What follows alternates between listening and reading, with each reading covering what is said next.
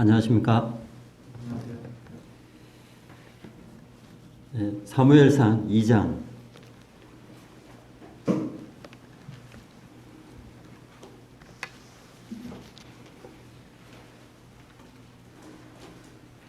사무엘상 2장 30절 말씀을 읽도록 하겠습니다.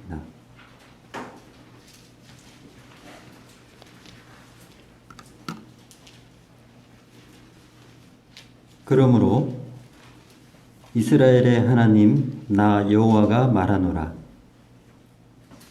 내가 전에 내 집과 내 조상의 집이 내 앞에 영원히 행하리라 하였으나 이제 나 여호와가 말하노니 결단코 그렇게 하지 아니하리라. 나를 존중히 여기는 자를 내가 존중히 여기고 나를 멸시하는 자를 내가 경멸하리라. 오늘의 말씀의 제목은 후반 부분에 나와 있듯이 나를 존중히 여기는 자를 내가 존중히 여기고 나를 멸시하는 자를 내가 경멸히 여긴다 라는 말씀을 가지고 교제를 나누고자 합니다. 사무엘상은 신정 통치, 즉 하나님의 통치에서 왕정 통치, 왕의 통치로 바뀌는, 즉 하나님의 손 아래에서 사람의 손 아래로 변경되는 슬픈 역사를 볼 수 있는 한 부분입니다. 이방 나라들처럼 특정한 한 사람으로 말미암아 나라를 통치하도록 하는 것입니다. 또 사무엘은 한나의 그 간절한 기도로 태어난 아들이고 하나님 앞에 드려진 자입니다. 그리고 사무엘의 아들들이 공정하지 않는 그 재판으로 말미암아 왕을 세우는 계기가 되고 또 사무엘은 왕정 통치자에게 기름을 붓는 선지자가 되었던 것입니다. 그러나 이렇게 하게 된 크나큰 배극에는 하나님께서 이렇게 말씀하셨습니다. 그들이 너를 버림이 아니요 나를 버려 자기들이 왕이 되지 못하게 했다고 사무엘상 8장 7절에 이렇게 말씀이 나와 있습니다. 즉 백성의 마음속에 하나님을 왕으로 모시지 않겠다는 이와 같은 마음이 있다는 것입니다. 저는 개인적으로 우리나라의 모임이 지금 사무엘 시대라고 이렇게 개인적으로 생각을 하고 있습니다. 이전에는 모두 형제 자매이었고 또 섬김을 받기보다는 섬기기를 원했고 또 모였을 때 주님을 중심으로 말씀 중심으로 이렇게 모였다고 생각이 되어졌습니다.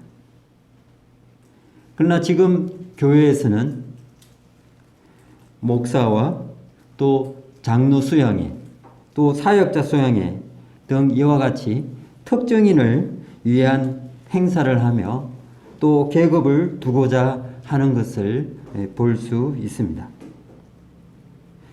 큰 집회를 하거나 또 수양회를 하게 될 때에 또 믿지 않는 사람들이 오면 강사가 목사가 아니면 신뢰도가 떨어진다라는 이런 말을 또 듣고 그 집회의 현수막에 누구누구 목사라고 이렇게 현수막에 크게 붙여놔 놓고 집회를 하는 모습을 또 볼 수 있었습니다. 언제부터인가 이와 같이 모임 안에서 점점 변해가는 모습을 볼 수 있게 되었습니다. 언사로서 섬기는 것이 아니라 신분으로 섬기려고 한다는 것입니다. 더구나 교회에서 어떤 성도들은 이것을 더 원하고 있다는 것입니다. 왜요? 편하게 섬기기 위해서. 어려운 결정과 또 시간을 내어서 신방과 복음 전하는 일에 나아가야 되고 또 여러 가지 돕는 일을 해야 되기 때문에 그리고 가장 귀찮은 일들을 또 감당해서 해내야 되기 때문에 이런 일을 하기보다는 그냥 잠시 왔다 가는 그냥 편하게 섬기기 위한 그렇게 편하게 섬기기 위해서 그렇게 선택을 해 나가는 것입니다. 즉 신앙생활을 하는 것보다 종교생활을 원하고 있다는 것입니다.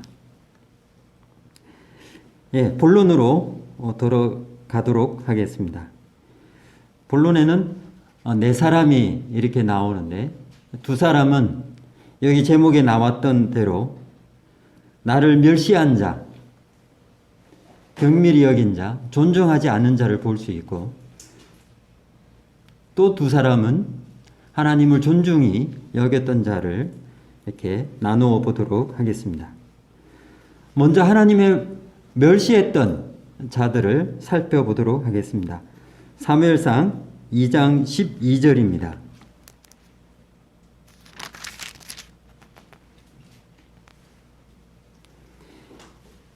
엘리의 아들들은 행실이 나빠 여호와를 알지 못하더라. 제사장의 아들이 행실이 나쁘다는 것은, 행실이 불량하다는 것은 순종하고 있지 않다는 것을 볼 수 있습니다. 또 하나님을 알지 못한다는 것은 하나님을 두려워하지 않고 있다는 것을 생각해 볼 수 있습니다. 17절 말씀을 보도록 하겠습니다. 2장 17절 이 소년들의 죄가 여호와 앞에 심히 크면 그들이 여호와의 제사를 멸시함이었더라. 엘리 제사장은 하나님을 섬기는 자입니다. 그의 아들 흠니와 비느하스는 하나님을 알지 못하고 두려움을 모르고 또 제사장의 직분을 가지고 있지만은 온갖 행패를 부리는 모습들을 성경 말씀을 통해서 또 찾아볼 수 있습니다. 또 제사장의 특권을 가지고 자기 마음대로 또 그 특권을 사용하고 또 다른 사람들에게 많은 피해를 입혔던 것을 볼 수 있습니다. 이런 일들을 통해서 하나님을 멸시하는 모습을 찾아볼 수 있는 것입니다. 말씀을 순종해야 할 제사장이 오히려 순종하지 않고 역행하고 있으며 회막문에서 수종드는 여인들을 오히려 간음하고 하나님의 뜻을 따르지 않는 모습들을 찾아볼 수 있는 것입니다. 그 결과는 어떻게 되었는가요? 사무엘상 4장 17절 18절을 보도록 하겠습니다.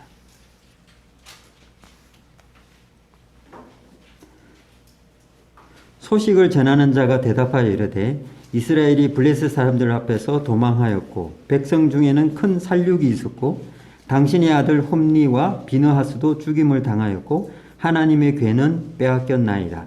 하나님의 괴를 말할 때에 엘리가 자기 의자에서 뒤로 넘어져 문 곁에서 목이 부러져 죽었으니 나이가 많고 비대한 까닭이라. 그가 이스라엘의 사사가 된 지 40년이었더라. 홈니와 비느하스는 하나님을 존중하지 않고 멸시함으로 말미암아 그 직분을 이용해서 자기 마음대로 제사를 드리고 온 그 양의 고기들을 갈고리를 채서 자기가 원하는 부위, 자기가 원하는 대로 떠서 가는 하나님의 제사를 멸시하게 되는, 그래서 하나님의 진노가 그들에게 임하게 되는, 그리고 엘리 제사장도 그 아들들을 잘 가르치지 못함으로 말미암아 하나님의 괴를 빼앗겼다는 그 소식을 듣고 목이 부러져 죽게 되는 모습을 볼 수 있습니다. 두 번째로 또 하나님을 존중하지 않은 한 왕을 살펴보도록 하겠습니다. 사무엘상 15장입니다. 15장 3절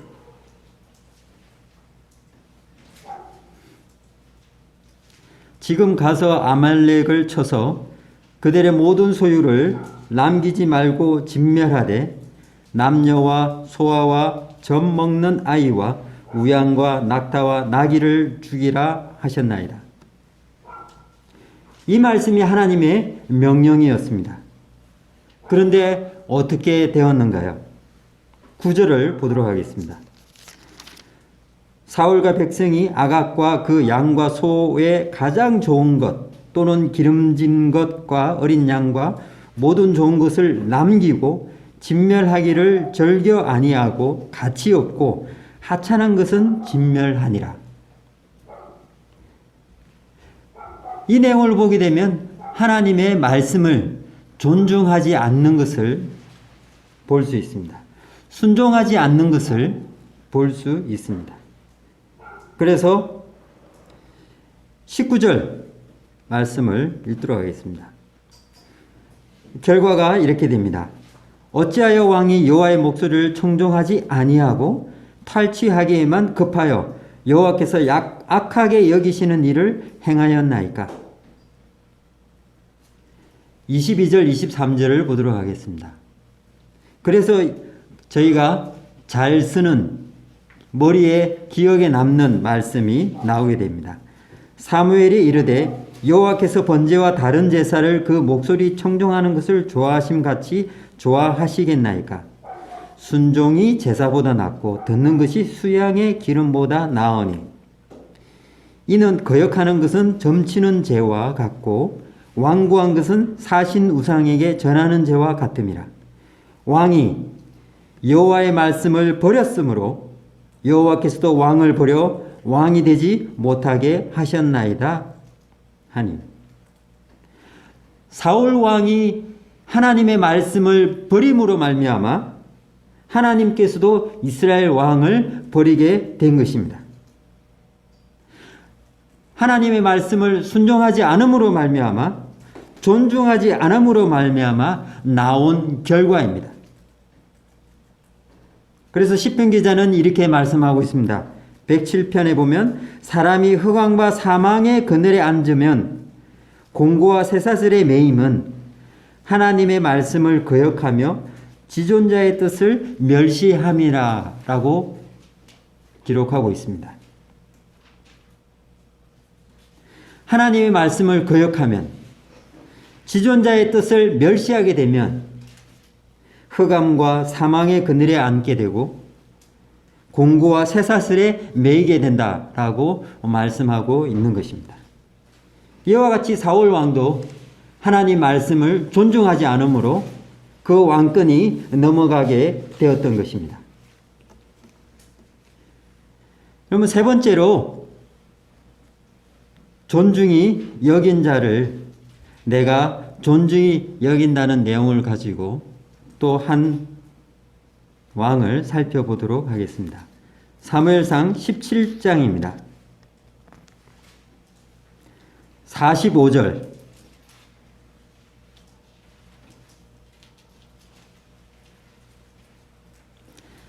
다윗이 블레셋 사람에게 이르되 너는 칼과 창과 단창으로 내게 나아오거니와 나는 만군의 여호와의 이름 곧 내가 모욕하는 이스라엘 군대의 하나님의 이름으로 내게 나아가노라. 47절입니다. 또 여호와의 구원하심이 칼과 창에 있지 아니함을 이 무리에게 알게 하리라. 전쟁은 여호와께 속한 것인즉 그가 너희를 우리 손에 넘기시리라. 네, 이 상황은 블레셋 군인들이 쳐들어왔습니다. 그래서 모두 벌벌 떨고 있는 상황이었습니다. 다윗은 어린 소년이었고요. 그런데 다윗은 이와 같이 이야기합니다.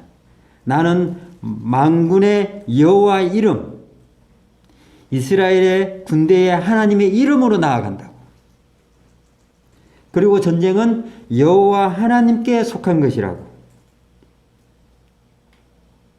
그리고 하나님께서 너희를 우리 손에 넘기리라고 이야기합니다. 다윗은 어리지만 하나님을 알았습니다. 이스라엘이 하나님의 통치 아래에 있다는 사실을 어릴 때부터 알았던 것입니다. 다윗은 하나님을 존중하고 또 그분을 믿음으로 말미암아 그분의 이름을 가지고 나아갔던 것입니다. 누구한테요? 바로 신장이 2m가 넘는 거인 골리앗을 죽이러 앞으로 나아갔던 것입니다. 자기 힘으로요? 아닙니다. 하나님의 이름으로. 다윗은 하나님을 존중하고 그분의 이름을 가지고 나아갔던 것입니다. 그 결과가 어떻게 되었습니까? 골리앗은 죽고 그 전쟁은 승리하게 되었으며 하나님의 이름을 믿고 나아간 이 결과를 얻게 되었던 것입니다. 그리고 사무엘상 18장 14절에는 여호와께서 그와 함께 하심이라라고 말씀에 기록되어 있습니다. 이 얼마나 아름다운 말씀인가요? 여호와께서 그와 함께, 다윗과 함께 한다는.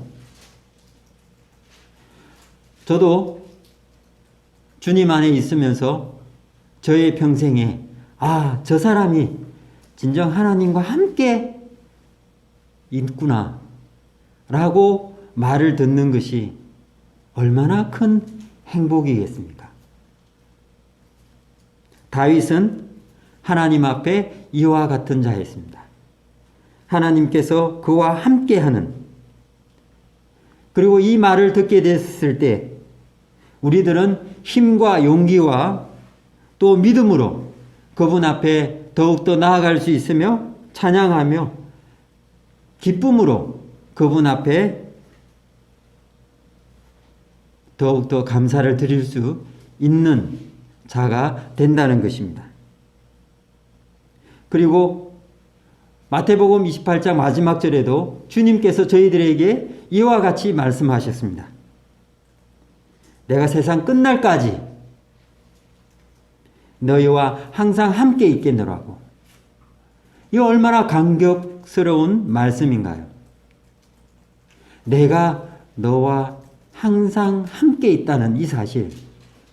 마음이 벅차고 제가 어디에 가 있든지 간에, 어떤 어려움에 처해 있든지 간에, 어떤 고난에 있든지 간에 저희가 그분 앞에 부를 수 있는 그 이름이 나와 함께 하기 때문에 제가 다시 넘어졌지만은 다시 일어설 수 있고, 고난받고 있지만은 내가 기쁨으로 감사로 기도할 수 있는 이유가 바로 여기에 있다는 것입니다. 나와 함께 한다는 주님의 말씀을 내 마음속에 새기고 있기 때문입니다. 그리고 다윗 왕은 전쟁에 나아갈 때 말씀을 통해서 보게 되면 항상 물어봅니다. 하나님, 제가 이 전쟁에 나아갈까요? 말까요? 어떻게 할까요? 이와 같이 물어보고 전투에 임하게 되는 것을 볼 수 있습니다. 다윗은 시편 말씀을 통해서 그가 어려움이 있을 때, 그가 죽음을 당할 때에도, 그 고난을 받을 때에도 항상 하나님 앞에 구하는 모습, 그리고 그분 앞에 찬양 드리는 모습, 그리고 기쁠 때에도 하나님 앞에 더욱더 즐거이 나아가는 이런 모습들을 시편 말씀을 통해서 우리는 찾아볼 수 있습니다. 다윗은 하나님을 존중하는 자였습니다. 하나님을 사랑하는 자였습니다. 그러나 그의 생애에 오점이 있긴 하죠. 그렇지만은 사도행전 13장에 보면 이 말씀이 있습니다. 그는 내 마음에 합한 자라고, 그는 내 마음에 맞는 자라고, 그는 내 마음에 드는 자라고 말씀에 기록이 되어 있습니다. 또 다윗은 여호와의 언약궤가 다윗성으로 들어올 때에 얼마나 기뻤으면 힘을 다하여 춤을 추는 모습을 또 찾아볼 수 있습니다. 저는 이 말씀을 보게 될 때, 힘을 다해서 그분을 향해서 춤을 춘다.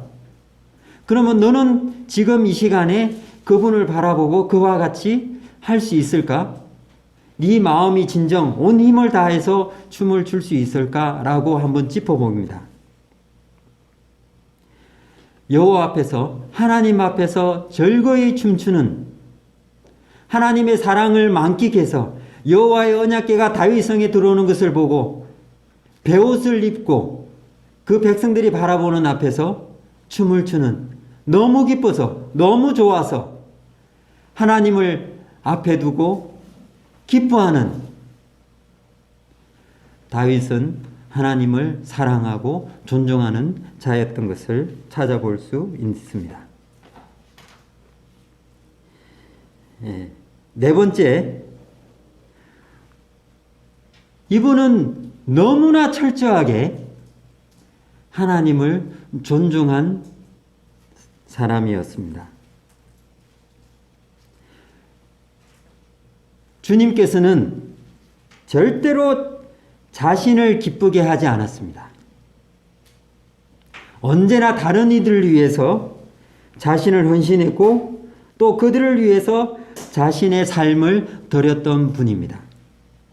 요한복음 17장 말씀을 보도록 하겠습니다. 4절,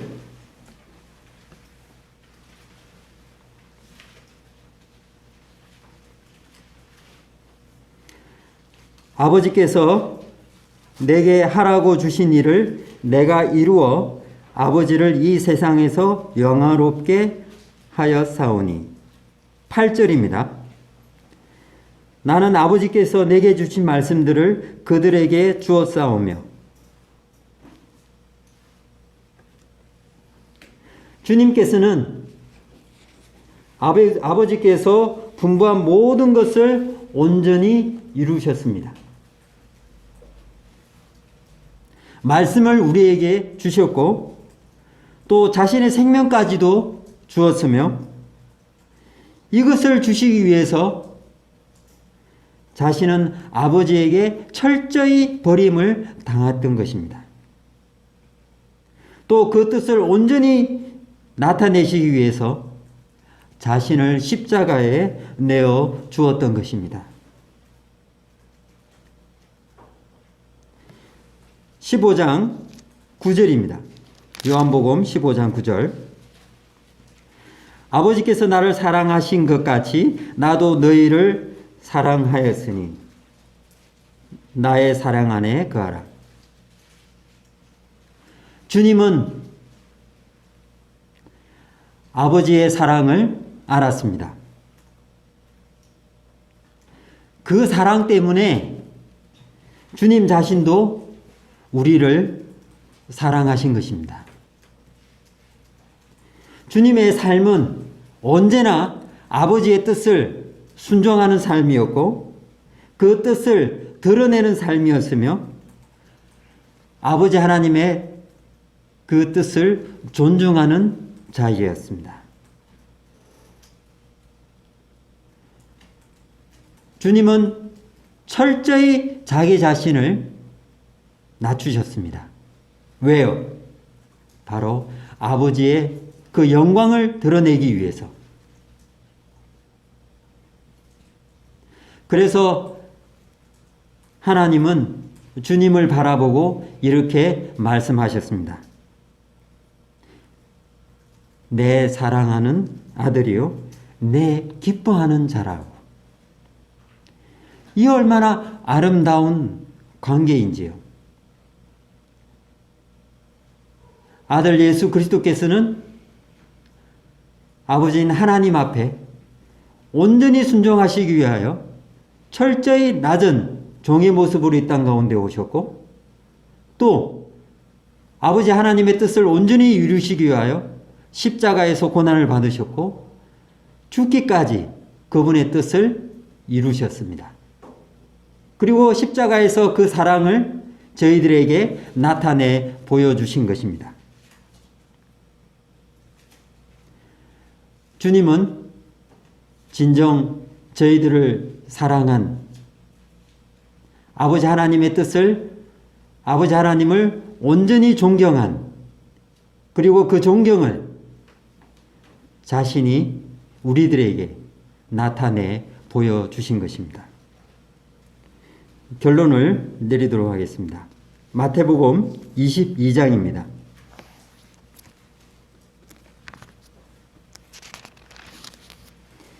마태복음 22장 37절입니다.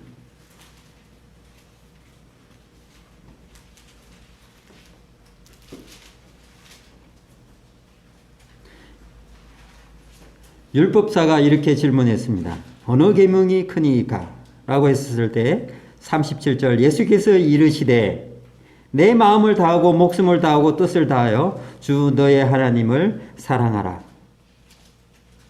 하나님을 사랑하는 것이 우리에게 주어진 첫째 계명입니다. 그리고 주님을 존중하는 것이 우리에게 주어진 본분이며 또 책임입니다. 내가 그분을 존중했는 것, 그리고 그분을 사랑했던 것, 그리고 순종했던 것, 그리고 성령님의 인도함으로 그분을 높였던 것, 이것만이 우리의 삶에 공력이 남는다는 것입니다. 고린도서에 보면 그 앞에서 공력이 금과 은과 보석이 될 텐데요. 우리가 주님 앞에서 온전히 순종했던 것, 그분을 존중히 여겼던 것, 그분의 뜻 앞에 순종해 나아갔던 것, 그분 앞에 영광 돌렸던 것, 이와 같은 것이 그분 앞에 우리가 이러한 것이 공력으로 남을 거라는 것입니다. 그래서 시편 103편 17절에 보면 이런 말씀이 있습니다.